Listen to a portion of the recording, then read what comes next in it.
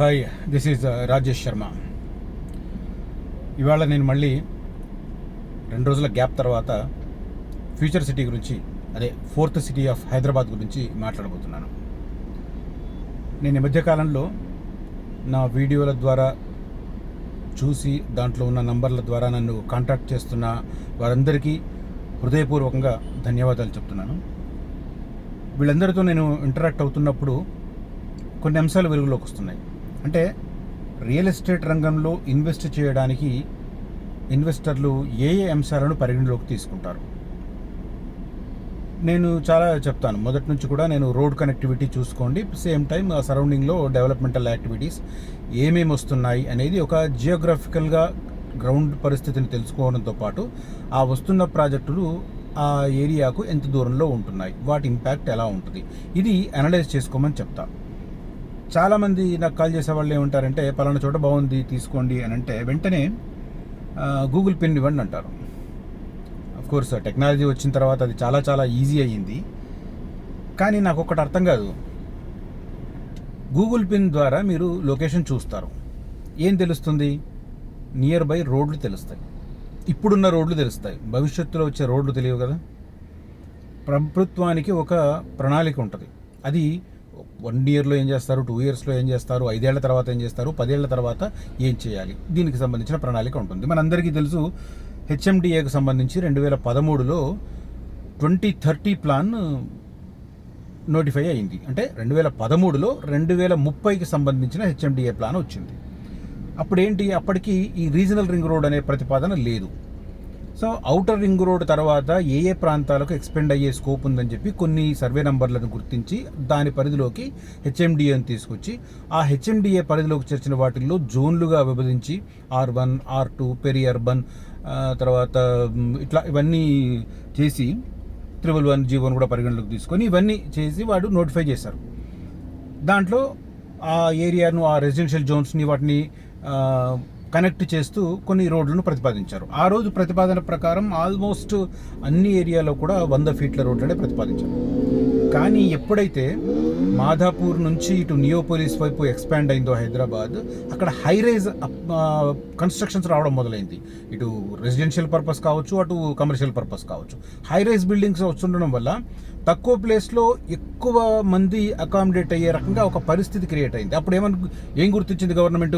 So 100 feet రోడ్లు అనేవి కూడా సరిపోవు.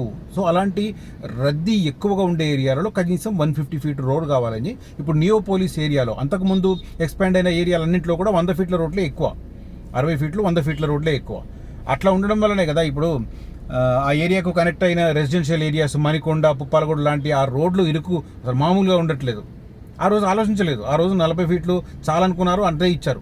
ఇప్పుడు ఆ పక్కన ఇదంతా ఐటీ భూమి రావడం వల్ల, అన్ని సంస్థలు, వందలాది సంస్థలు రావడం వల్ల, వేలాది సంఖ్యలో, లక్షలాది సంఖ్యలో ఉద్యోగులు రావడం వల్ల అక్కడ రెసిడెన్షియల్ ఏరియా పెరిగి, ఒక్కసారి మణికొండకు సాయంత్రం కనుక పోయి ఆ మణికొండ నుంచి మళ్ళీ షేక్పేటకు రిటర్న్ రావాలంటే, ఆ పుప్పాలగూడ నుంచి రావాలంటే అసలు ఏం రష్, అది అంత ఘోరంగా ఉంది. అంటే ఇది అప్పట్లో ప్లాన్ చేయలేదు. ఒక ఏరియాలో లక్షల సంఖ్యలో ఉద్యోగాల కల్పన జరుగుతుంది అని కొత్త ప్రాజెక్టులకు, కొత్త సంస్థలకు, రకరకాల సంస్థలకు, నాట్ ఓన్లీ ఐటీ బట్ అన్ని సంస్థలకు భూములను ప్రభుత్వం ఇస్తున్నప్పుడు వాళ్ళు ఓవర్ ద పీరియడ్ ముందు అస్యూరెన్స్ ఇచ్చిన ప్రకారం 2 ఏళ్లలోనో 3 ఏళ్లలోనో పూర్తి స్థాయి కార్యకలాపాలు స్టార్ట్ చేయకపోవచ్చు. కానీ 5 ఏళ్ల తర్వాతనో 10 ఏళ్ల తర్వాతనో డెఫినెట్గా చేస్తారు. మరి ఆ రోజున్న అవసరాలు ఏంటి? అది ఆ రోజు కొద్దిగా గుర్తించినట్టున్నారు గతంలో. కాబట్టి ఇప్పుడు మనకు ఆ ఏరియాలో చాలా రద్దీ ప్రాంతాలు కనిపిస్తున్నాయి. అటు కొండాపూర్ పోయినా, ఇటు నేను చెప్పిన మణికొండ, పుప్పాలగూడ ఆ ఏరియా పోయినా, అటు చందానగర్, మియాపూర్ వైపు పోయినా, ఇక కోల్కట్పల్లి అయితే మనం చెప్పనక్కర్లేదు. లక్కీగా ఫ్లైఓవర్లు వచ్చినాయి, కానీ లేకపోతే కేపీహెచ్బీ నుంచి మనం హైటెక్ సిటీ పోవాలంటే మామూలు నరకం కనిపించేది కాదు. సో అట్లా ఇప్పుడు ప్లాన్ చేస్తున్నది ఒక డిఫరెంట్ వేలో ఉంది. ఇప్పుడు హెచ్ఎండిఏ 2050 ప్లాన్ మీద వర్కౌట్ చేస్తుంది. అంటే హెచ్ఎండిఏను 3R దాకా ఎక్స్పెండ్ చేయడంతో పాటు ఇప్పుడున్న మిగతా జోన్లను కూడా హెచ్ఎండిఏ పరిధిలోకి తీస్తారు. ఉదాహరణకు ఏరియాలో ఎక్కడన్నా డిటీసీపీ వెంచర్లు ఉన్నాయి 3R లోపల అంటే అవి బై డిఫాల్ట్ హెచ్ఎండిఏ పరిధిలోకి వచ్చేస్తాయి. అఫ్కోర్స్ చాలామందికి తెలుస్తో లేదో కానీ HMDA norms and DTCP norms almost same. కొద్దిగా రోడ్ల విషయంలో కొద్దిగా ఉంటుంది తప్ప మిగతా ఆల్మోస్ట్ సేమ్. సో ఇప్పుడు అది కన్వర్ట్ అయ్యే ఛాన్స్ ఉంటుంది. అవి డిఫాల్ట్గా హెచ్ఎండిఏ వెంచర్లు అవుతాయి. బట్ హెచ్ఎండిఏ ఇప్పటి ప్లాన్లో ఏం మార్పు ఉంది? గతంలో హైయెస్ట్ 100 feet అండ్ 150 feet రోడ్లే ఉన్నాయి. 150 feet రోడ్డు కూడా ఎక్కడున్నాయి? ఓన్లీ వెస్ట్ హైదరాబాద్ వైపే ఉన్నాయి. మిగతా అన్ని ఏరియాలో 100 feet రోడ్డే. ఇప్పుడు దాన్ని పూర్తిగా సమూలంగా మార్చబోతున్నారు. దాంట్లో భాగంగా 200 ఫీట్ల రోడ్లు, ఒక చోట 300 ఫీట్ల రోడ్డు కూడా ప్రతిపాదిస్తున్న పరిస్థితి.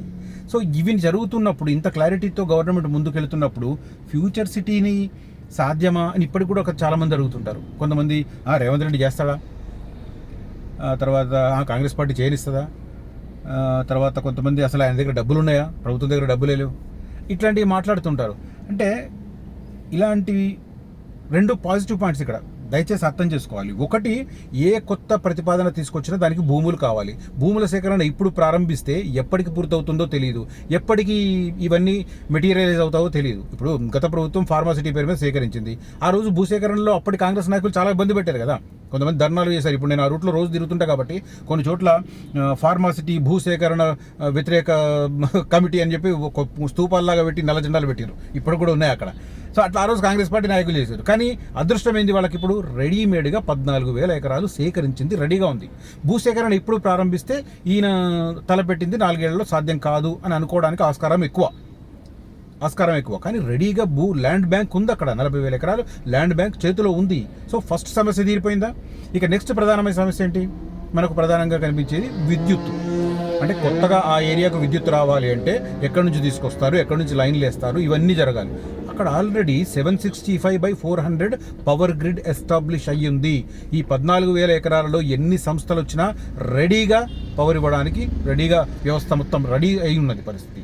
అంటే 2 ప్రధానమైన సమస్యలు అక్కడ తీరి రెడీగా ఉంది. కాబట్టి ఇప్పుడు గవర్నమెంట్ చేసేది ఏంటి, ఇప్పుడు సంస్థలను ఇన్వైట్ చేయడం, ఏ జోన్లో ఏ సంస్థకు ఎంత జాగా ఇవ్వాలి ఇది డిసైడ్ చేయడం.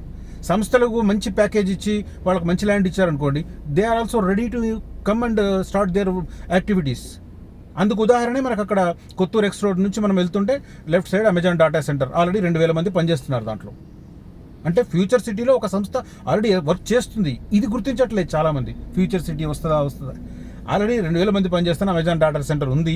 మనం కొత్తూరు ఎక్స్ రోడ్ నుంచి మీర్ ఖాన్ పేట వెళ్తుంటే లెఫ్ట్ సైడ్ అద్భుతంగా ఉంటుంది ఆ క్యాంపస్. అదే సంస్థకు రైట్ సైడ్ కూడా ఇంకొద్దిగా ల్యాండ్ ఇచ్చారు, అక్కడ కూడా జరిగే పరిస్థితి ఉంది. అక్కడ నుంచి కొద్దిగా ముందుకు వెళ్తే లెఫ్ట్ సైడ్ బేగర్ కంచాలు వస్తుంది. బేగర్ కంచ దగ్గర మొన్న ఆగస్టు 1వ తేదీ నాడు రేవంత్ రెడ్డి అక్కడ స్కిల్ డెవలప్మెంట్ యూనివర్సిటీకి ఫౌండేషన్ చేసిన సంగతి అందరికీ తెలుసు. ఆగస్టు 2వ తేదీ పేపర్లు చూస్తే మీకు కూడా అందరికీ తెలుస్తుంది. చూసిన వాళ్ళకి ఆల్రెడీ తెలుసు, చూడని వాళ్ళు కూడా చూస్తే తెలిసిపోతుంది.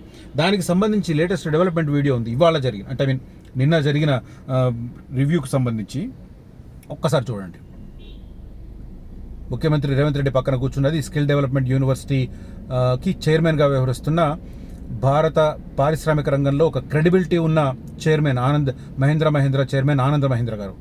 ఆయన తర్వాత మంత్రులు స్కిల్ డెవలప్మెంట్ యూనివర్సిటీకి సంబంధించి ఇవాళ చాలా కీలకమైన సమావేశం జరిగింది. ఇవాళ మీన్స్ సెప్టెంబర్ 19th నిన్న. నేను రికార్డ్ చేస్తుంది 19th కాబట్టి నేను ఇవాళని చెప్తున్నాను. సో అది ఆ పక్కన కూర్చుంది ఆనంద్ మహీంద్ర క్రెడిబిలిటీ గురించి తెలుసుకోవాలి అంటే దయచేసి ఆయనను సోషల్ మీడియా ఫాలో అవ్వండి. ఆయన 2 రకాలుగా సమర్థవంతమైన పారిశ్రామికవేత్త, at the same time is a patriotic industrialist. దేశ సమగ్రత మీద చాలా చాలా చాలా క్లారిటీ ఉన్న వ్యక్తి. అలాంటి ఒక పర్సన్ని ఐడెంటిఫై చేసి ఆయనను స్కిల్ డెవలప్మెంట్ యూనివర్సిటీకి చైర్మన్గా పెట్టారు ముఖ్యమంత్రి రేవంత్ రెడ్డి గారు. దాంతోపాటు ఈ సమావేశంలో ఒక కీలకమైన నిర్ణయం, 100 కోట్ల రూపాయలు ప్రభుత్వం నుంచి స్కిల్ డెవలప్మెంట్ యూనివర్సిటీకి అనౌన్స్ చేశారు. సో పేపర్లో కూడా చూసుకోవచ్చు. సో అట్లా ఒకటి, Amazon data centre already work చేస్తుంది, దాంట్లో 2,000 మంది పనిచేస్తున్నారు. ఆ తర్వాత పవర్ గ్రిడ్ మహేశ్వరం అని పేరు పెట్టారు, కానీ యాక్చువల్గా కొత్తూరు నుంచి మనం మీర్ ఖాన్ పేట వెళ్తుంటే రైట్ సైడ్ లెఫ్ట్ సైడ్ 2 రకాలుగా ఉంటుంది. 765/400 kV కెపాసిటీతో పవర్ గ్రిడ్. దాని మీద ఆల్రెడీ ఒక 3-4 వేల మంది అక్కడ రెసిడెన్షియల్ కాంప్లెక్స్ ఉంది.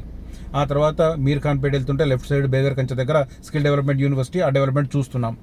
ఆనంద్ మహీంద్ర దానికి చైర్మన్గా ఉన్నారంటే ఆయన క్రెడిబిలిటీ పోగొట్టుకోరు, అది ఖచ్చితంగా అనతి కాలంలోనే అది ముందుకు వస్తుంది. దానికి మళ్ళీ ఇక లేటెస్ట్ డెవలప్మెంట్ ఏంటి, స్కిల్ డెవలప్మెంట్ యూనివర్సిటీకి అండ్ పరిశ్రమలకు, అక్కడ ఏర్పాటుకోబోతున్న పరిశ్రమలకు కూడా అనుసంధానం చేయబోతున్నారు. తద్వారా ఆ స్కిల్ డెవలప్మెంట్ యూనివర్సిటీలో ఎవరైతే చదువుకుంటారో వారికి ఈ పరిశ్రమలతో అనుసంధానం ఉంటుంది. బై డిఫాల్ట్ అక్కడ నుంచి బయటకు వచ్చే వాళ్ళు అక్కడ ఎంప్లాయీస్గా ఛాన్స్ పొందే అవకాశం ఉంటుంది. ఇది జరుగుతుందా? ఈ తర్వాత మీర్ఖాన్పేట నుంచి రైట్ సైడ్ వెళ్తే అక్కడ స్పోర్ట్స్ కోసం ఒక గ్రీన్ జోన్తో కొద్దిగా ఏరియా సెలెక్ట్ చేసి పెట్టారు. దాన్ని కనెక్ట్ చేస్తూనే ఇప్పుడు ఈ 300 ఫీట్ల రోడ్ ఏదైతే ఉందో రంగారెడ్డి కలెక్టరేట్ నుంచి మీర్ఖాన్పేట ఫ్యూచర్ సిటీ క్రాస్ చేస్తూ త్రిబుల్-ఆర్ వైపు వెళ్ళేది అక్కడి నుంచే వెళ్తుంది. త్రిబుల్-ఆర్ దగ్గర నుంచి వెళ్ళేది రోడ్డు 300 ఫీట్ రోడ్డు. అక్కడ క్రికెట్ స్టేడియం. నాకున్న ఇన్సైడ్ ఇన్ఫర్మేషన్ ఏంటంటే ఆ స్టేడియంకు సంబంధించి ఇప్పుడు చర్చలు ఫైనల్ స్టేజ్లో ఉన్నాయి. ఈ ఇప్పుడు భారత క్రికెట్ రంగంలో చాలా కీలకమైన వ్యక్తి జైషా, కేంద్ర మంత్రి అమిత్ షా కొడుకు జైషా, ఆయన ఎప్పుడైతే రేవంత్ రెడ్డితో ఆ సంప్రదింపులు క్లియర్ అవుతాయో ఆ వెంటనే అక్కడ ఫౌండేషన్ స్టేన్ వేయడానికి ప్రయత్నం చేస్తున్నారు. అన్నీ అనుకున్నట్టు సాగితే దసరా రోజు వేద్దామని చెప్పి అనుకుంటున్నట్టుగా తెలుస్తుంది. సో ఫ్యూచర్ సిటీ సాధ్యం అవుతుందా అని చెప్పి మాట్లాడే వాళ్ళకి ఇవి అనిపించవా? Simple logic. ఆల్రెడీ ఒక 2 సంస్థలు పనిచేస్తున్నాయి, ఇంకొక సంస్థకు కార్యకలాపాలు వేగంగా జరుగుతున్నాయి, ఫండింగ్ జరుగుతుంది, ఆ తర్వాత క్రికెట్ స్టేడియం పడబోతుంది. ఫార్మా కంపెనీ, ఫార్మాని కాదు కానీ యాక్చువల్గా ఇక్కడ ఇంకోటి కూడా చెప్పాలి. ఫార్మా అనగానే అందరూ అమ్మో ఫార్మానా అని చెప్పి ఆ మేడిపల్లి దిక్కు వచ్చే దాంట్లో ఫార్మా పొల్యూషన్ ఏమో అంటున్నారు. నెట్ జీరో అని చెప్పి క్లియర్గా చెప్తున్నారు అక్కడ. Non polluted green city, pollution లేని సంస్థలకే ఇస్తామని చాలా క్లియర్గా అనౌన్స్ చేశారు. మళ్ళీ పొల్యూషన్ ఎక్కడి నుంచి వచ్చింది అంటే మనం ఆలోచించే విధానం, మన దాంట్లో ఒకసారి విషబీజం పడితే ఆ విషబీజం పెరుగుతూనే ఉంటుంది తప్ప ఆ విషబీజాన్ని కిల్ చేసి ఒక సానుకూలంగా ఒక పాజిటివ్గా ఆలోచిద్దామని మనం అనుకోం. మన హ్యూమన్ నేచర్ అది.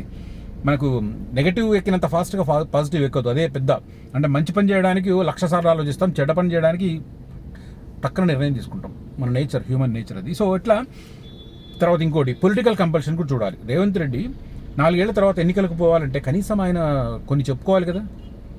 ఇన్ని చెప్తున్నప్పుడు దీంట్లో కనీసం ఒక 25% జరిగినా కూడా ఇన్ని ప్రతిబంధకాల మధ్య, డబ్బులు లేని పరిస్థితుల మధ్య ఇది సాధించాలని చెప్పుకొని ఆయన ఎలక్షన్స్కి వెళ్ళాలి కదా. అదొకటి. తర్వాత కాంగ్రెస్ పార్టీలో కూడా ఆయనకు అవకాశం దక్కింది అంటే సంథింగ్ ఆయనను ఒక స్పార్క్ ఉందని నమ్మడం వల్లనే కదా. నేనేం ఆయన చేసేస్తాను అనట్లేదు, కానీ ఆయన కంపల్షన్ కూడా ఉంది. ఆయన కుటుంబపరంగా కూడా ఇందాక నేను ఒకరితో మాట్లాడితే చెప్తున్నారు వాళ్ళ ఫ్యామిలీ కూడా అటువైపే ల్యాండ్స్ ఉన్నాయి కాబట్టి అది కూడా ఒక కంపల్షన్ సార్ అంటున్నారు. మేబీ అది కూడా కావచ్చు, కాదని కొట్టిపారేయలేం. ఇట్లా ఒకటి రేవంత్ రెడ్డికి స్వతహాగా కంపల్షన్ ఉంది. 4 ఏళ్లలో తనను తాను ప్రూవ్ చేసుకోవాలి. దానికి కావాల్సిన అవకాశాలు మిగతా భూమి లేని చోట్ల వెళ్లే బదులు భూమి అవైలబిలిటీ ఉంది. Land bank, TGIIC Telangana industrial infrastructure corporation already 14,000 ఎకరాలు సేకరించి పెట్టుకుంది. ల్యాండ్ బ్యాంక్ రెడీగా ఉంది, పవర్ రెడీగా ఉంది, మరి సంస్థలు రావడానికి రెడీగా ఉన్నాయి. ఇంకేం ప్రాబ్లం? రోడ్ కనెక్టివిటీ వాటికి సంబంధించి ప్రభుత్వం మంచి ప్రణాళిక ఇస్తుంది. ఇప్పుడు HMDA మాస్టర్ ప్లాన్ 2050 కూడా త్వరలో నోటిఫై కాబోతుంది. ఇక ఇన్ని పాసిబిలిటీస్ కనపడుతున్నప్పుడు పాసిబిలిటీస్ని పక్కన పెట్టి ఇప్పుడు ఇక మరీ చెప్పాలంటే దారుణం. మొన్నటి వరకు హైదరాబాద్ రియల్ ఎస్టేట్కి కానీ హైదరాబాద్ బ్రాండ్ ఇమేజ్కి కానీ చిన్న మచ్చపడితే ఇది ఆంధ్ర కుట్ర అని చెప్పి మాట్లాడే పార్టీ కావచ్చు, అదే రకంగా ఆ పార్టీ కరపత్రం కావచ్చు, అనుకూల కొంతమంది వాళ్ళు సోషల్ మీడియా వాళ్ళు కూడా కావచ్చు, హైదరాబాద్ మీద ఇప్పుడు బురద చల్లుతున్నారు. మరి ఆ రోజు మనదైన హైదరాబాద్ ఇవాళ మనది కాదా? ఎప్పుడైనా మనదే కదా. పాలకులు మారి ఉండొచ్చు, తెలంగాణవాదులమే కదా, హైదరాబాద్ వాళ్ళమే కదా, హైదరాబాద్ను ఒక అమితంగా ఇష్టపడే వాళ్ళమే కదా. మరి వాళ్ళు ఎట్లా బురద చల్లుతున్నారు? రీజనల్ రింగ్ రోడ్డు అలైన్మెంట్లు, మార్పులు, అది ఇది అని. సరే, ఇప్పుడు ప్రభుత్వంలో అందరూ మంచి చేస్తానని చెప్పి నేను అన్ను, గత ప్రభుత్వంలో ఒకదొకరు జరగలేదా? సో అదంతా పొలిటికల్ ఇష్యూస్. నేను ఆ పొలిటికల్ ఇష్యూస్లోకి పోను. కానీ హైదరాబాద్ బ్రాండ్ ఇమేజ్ను దెబ్బతీయడానికి, పొలిటికల్ ఇంట్రెస్ట్ల కోసం హైదరాబాద్ బ్రాండ్ ఇమేజ్ దెబ్బతీయడం అనేది అయితే మంచిది కాదని ఒక హైదరాబాదీ లవర్గా నేను ఫీల్ అవుతున్నాను. సో అది పక్కన పెడదాం. బట్ హ్యాపెనింగ్ జరుగుతుంది. ల్యాండ్ బ్యాంక్ రెడీగా ఉంది, పవర్ రెడీగా ఉంది, సంస్థలు MOUలు చేసుకుంటున్నాయి, 1-2 సంస్థలు పనిచేస్తున్నాయి. ఆల్రెడీ అమెజాన్ అండ్ పవర్ గ్రిడ్కు సంబంధించి దగ్గర ఒక 5,000 మంది ఎంప్లాయీస్ ఆల్రెడీ అక్కడ ఉన్నారు. స్కిల్ డెవలప్మెంట్ యూనివర్సిటీ అయితే అది నెక్స్ట్ అచీవ్మెంట్ అవుతుంది. ఆ తర్వాత international cricket stadium work start అయిందంటే అదొక బూస్ట్.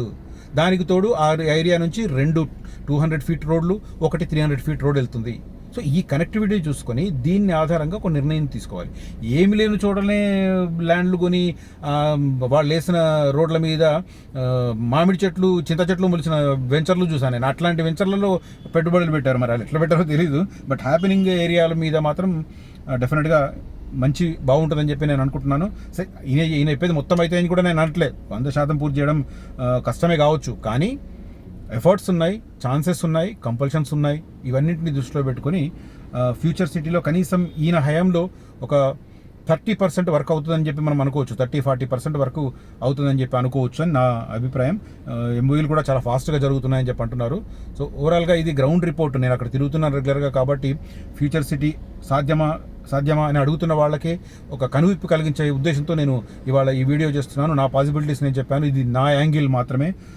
ఇఫ్ దీంట్లో ఏమైనా తప్పులు ఉంటే నన్ను కరెక్ట్ చేయండి. I will definitely correct my self and next వీడియోస్లో నేను క్లారిఫికేషన్ ఇస్తాను. బట్ యాజ్ ఆఫ్ నౌ నా చేతిలో ఉన్న ఇన్ఫర్మేషన్తో నేను ఈ వీడియో చేశాను. If you like my comments, please ఈ వీడియోని లైక్ చేయండి. మీ ఫ్రెండ్ సర్కిల్లో దీన్ని సర్క్యులేట్ చేయడం ద్వారా నన్ను ఎంకరేజ్ చేయమని కోరుతున్నాను. పక్కన థ్యాంక్స్ బటన్ ఉంది, కనీసం ఈ మధ్య థ్యాంక్స్ బటన్ కూడా ఎవరు నొక్కట్లేదు, నొక్కే ప్రయత్నం చేయండి. Thank you for watching this video. Signing off Rajesh Sharma.